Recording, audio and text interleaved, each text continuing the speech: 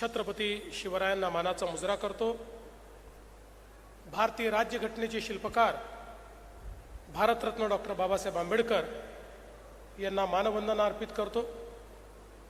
सहकार महर्षी शंकरराव कोल्हे सहकारी साखर कारखान्याच्या आणि संजीवनी ग्रुपच्या कॉम्प्रेस्ड बायोगॅस CNG आणि स्प्रे ड्रायर पोटॅश ग्रॅन्युअल प्रकल्पाच्या उद्घाटन प्रसंगी मंचावर उपस्थित असलेले भारत सरकारचे कर्तव्यदक्ष आणि कर्मठ गृहमंत्री आणि या देशाचे पहिले सहकार विभागाचे केंद्रीय मंत्री आदरणीय अमितभाई शहासाहेब, आमचे सहकारी राज्याचे लोकप्रिय उपमुख्यमंत्री एकनाथराव शिंदेजी, अजितदादा पवारजी, केंद्रीय राज्यमंत्री मुरली अण्णा मोहोळजी, आमचे सहकारी मंत्री गिरीश महाजनजी, राधाकृष्ण विखे पाटीलजी, आमदार आशुतोष काळेजी, या ठिकाणी संजीवनी ग्रुप मध्ये काम करणाऱ्या आमच्या माजी आमदार आणि आमच्या सहकारी स्नेहलताताई कोल्हे, बिपिनदादा कोल्हे आणि ज्यांनी हा अतिशय सुंदर अशा प्रकारचा आधुनिक प्रकल्प उभा केला, ते आपल्या या कारखान्याचे अध्यक्ष आणि युवा नेते विवेक भैया कोल्हे, मंचावरील सर्व मान्यवर आणि उपस्थित सर्व भगिनी आणि बंधूंनो, आजचा दिवस हा अतिशय ऐतिहासिक दिवस आहे। ऐतिहासिक याकरता की सहकार क्षेत्रातला पहिला कॉम्प्रेस्ड बायोगॅस किंवा CNGचा प्रकल्प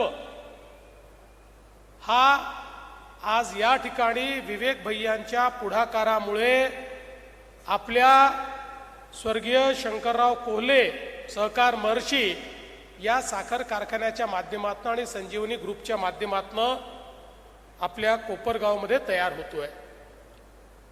हे ऐतिहासिक याकरता देखील आहे की देशाचे प्रधानमंत्री माननीय नरेंद्र मोदीजींनी शेतकरी हा केवळ शेतकरी नको तर तो अन्नदाता सोबत ऊर्जादाता झाला पाहिजे अशा प्रकारचा विचार मांडला आणि त्यातून केंद्र सरकारने मोदीजींच्या नेतृत्वात आणि सहकार विभागाने अमितभाई शहासाहेबांच्या नेतृत्वात मोठ्या प्रमाणावर वेगवेगळ्या योजना आणल्या, त्या योजनांकरता निधी उपलब्ध करून दिला आणि साखर कारखानदारी जिवंतही राहिली पाहिजे आणि त्याच्यामध्ये सर्क्युलर इकॉनॉमी तयार झाली पाहिजे अशा प्रकारचा विचार हा रुजवण्याचं काम हे सहकार क्षेत्रामध्ये केलं।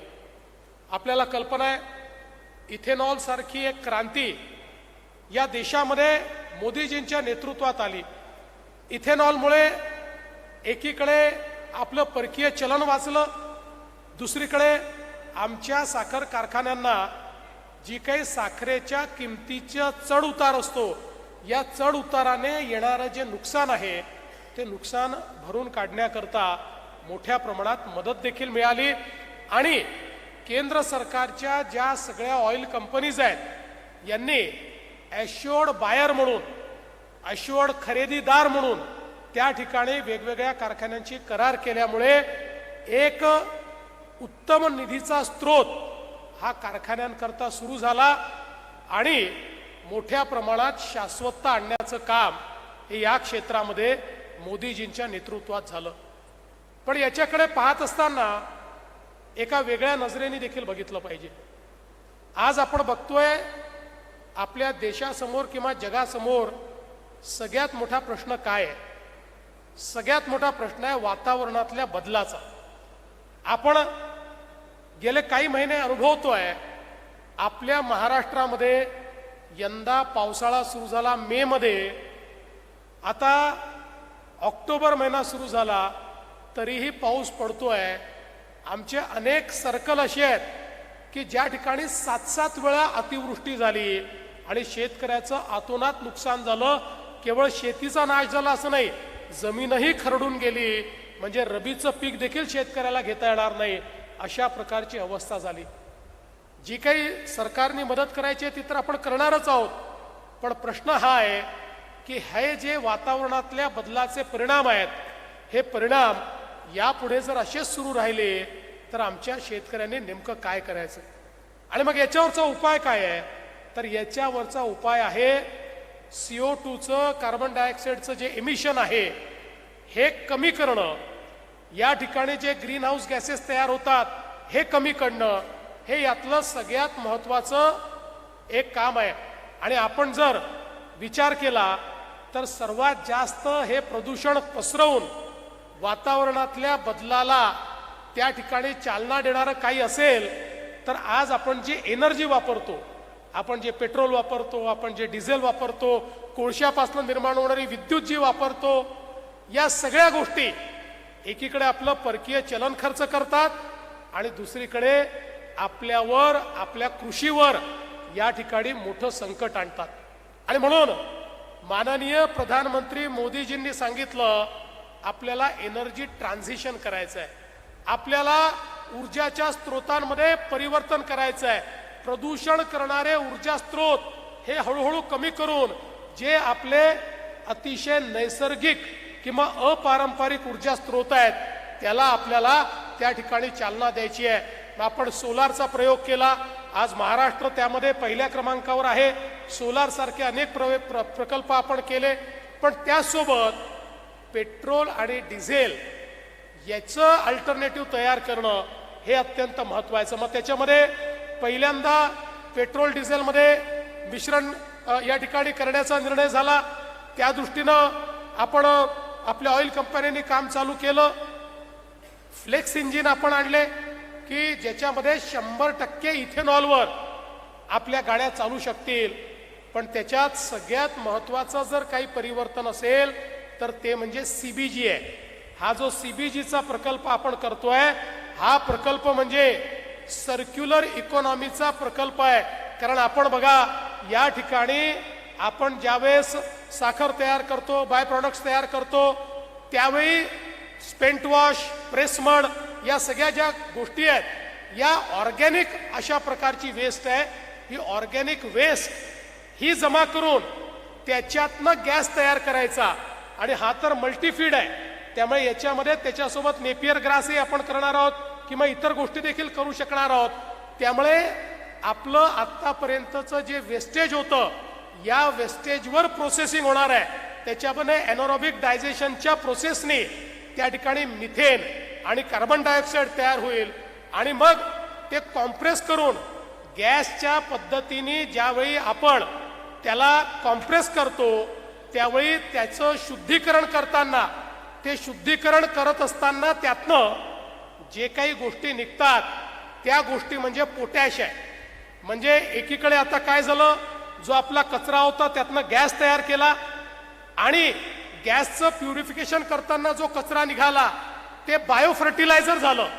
त्याच्या माध्यमातून मोठ्या प्रमाणात आपल्या शेतीमध्ये मदत होईल अशा प्रकारचं बायो फर्टिलायझर हे देखील आपण तयार करतोय.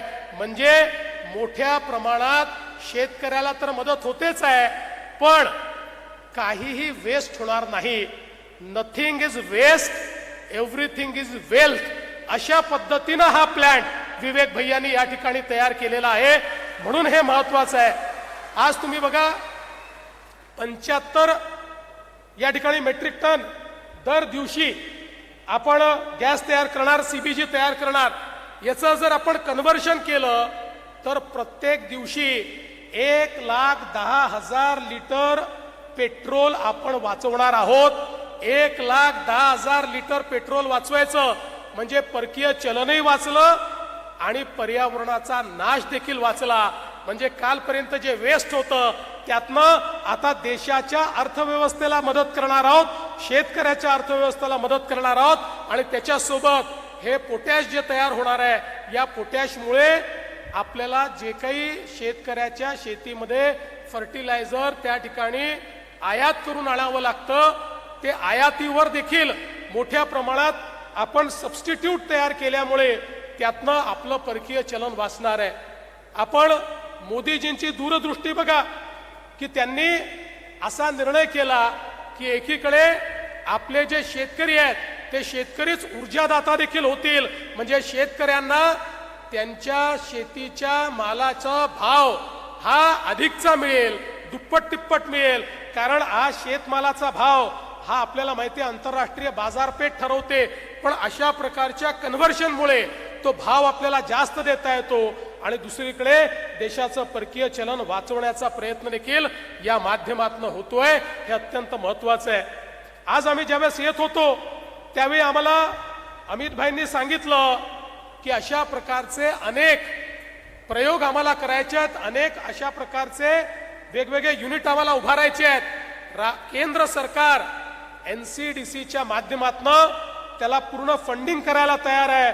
महाराष्ट्रामध्ये अशा प्रकारचे वेगवेगळे कारखाने जे हे करायला इच्छुक आहेत ते तुम्ही शोधून काढा आणि त्याकरता सगळा पैसा केंद्र सरकार या ठिकाणी देईल. म्हणजे याचा अर्थ असा आहे विवेक भैया, ही जी नवीन क्रांती सुरू होते आहे त्या क्रांतीचे प्रणेते आता तुम्ही झालेले आहात.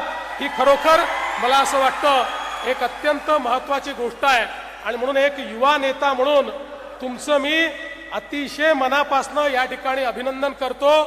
आणि ही जी विजन देशाचे प्रधानमंत्री आणि देशाच्या सहकारिता मंत्र्यांची आहे की पहिल्यांदा आमच्या सहकार क्षेत्रामध्ये शाश्वतता आणून शेतकऱ्याचा विचार करणं हे जे या ठिकाणी सुरू झालेलं आहे, मला असं वाटतं हे खरोखर एक नवीन विजन आज आपल्या भारतामध्ये आपल्याला पाहायला मिळत आहे. आज हे खरं आहे आपल्या महाराष्ट्रातल्या शेतकऱ्यावर खूप मोठ्या प्रमाणात त्या ठिकाणी संकट आलंय. जवळपास 40% आपली शेती महाराष्ट्रातली त्याच्यावर असलेली पिकं ही पूर्णपणे त्या ठिकाणी नष्ट झाली आहेत, ती वाहून गेली आहेत. पण जसं शिंदे साहेबांनी सांगितलं, अजितदादांनी सांगितलं, राज्याचं सरकार हे शेतकऱ्याच्या पाठीशी भक्कमपणे उभं राहणार आहे. केंद्र सरकार आमच्या पाठीशी आहे, मोदीजी आणि अमित भाई आमच्या पाठीशी आहेत. त्यामुळे निश्चितपणे हे तर खरंच आहे शेतकऱ्याचं झालेलं सगळं नुकसान हे आपण भरून देऊ शकत नाही. हे देखील खरं आहे की ज्यावेळेस उभी पिकं ही त्या ठिकाणी करपतात, उभी पिकं ज्यावेळेस त्या ठिकाणी झोपतात त्यावेळी शेतकऱ्याचं दुःख हे अवर्णनीय अशा प्रकारचं असतं. कारण ते पीक शेतकऱ्याला पोटच्या पोरासारखं वाटत असतं. त्यामुळे त्याचा झालेला जो लॉस असतो, त्याचं त्या ठिकाणी आलेलं दुःख असतं, हे दुःख तर आपल्याला भरून काढता येत नाही. पण एवढं निश्चित करता येतं की तो शेतकरी पुन्हा आपल्या पायावर उभा राहील, भक्कमपणे उभा राहील. ही मदत तर राज्य सरकार निश्चितपणे करू शकते आणि तेच करण्याचा प्रयत्न, ही फुंकर मारण्याचा प्रयत्न आम्ही या ठिकाणी राज्य सरकारच्या माध्यमातून करणार आहोत. हा विश्वास या निमित्ताने मी आपल्याला देतो. आणि मगाशी अजितदादांनी उल्लेख केला, ही गोष्ट खरी आहे की यावेळी विधानसभेच्या निवडणुकीच्या वेळी या ठिकाणी आमची महायुती होती आणि महायुतीमध्ये खरं म्हणजे या ठिकाणी आमचे काळे साहेब हे उमेदवार होते आणि म्हणून आम्ही स्नेहलता ताईंना आणि या ठिकाणी विवेक भैयांना, बिपिन दादांना सांगितलं आता महायुती आहे त्यामुळे तुम्ही निवडणुका लढू नका. आपण आता सगळे या ठिकाणी खऱ्या अर्थानं आपले जे NCPचे उमेदवार आहेत त्यांना, आशुतोष काळे साहेबांना या ठिकाणी मदत करू आणि त्यांनी ती मदत केली आणि आज आपली महायुती भक्कम आहे.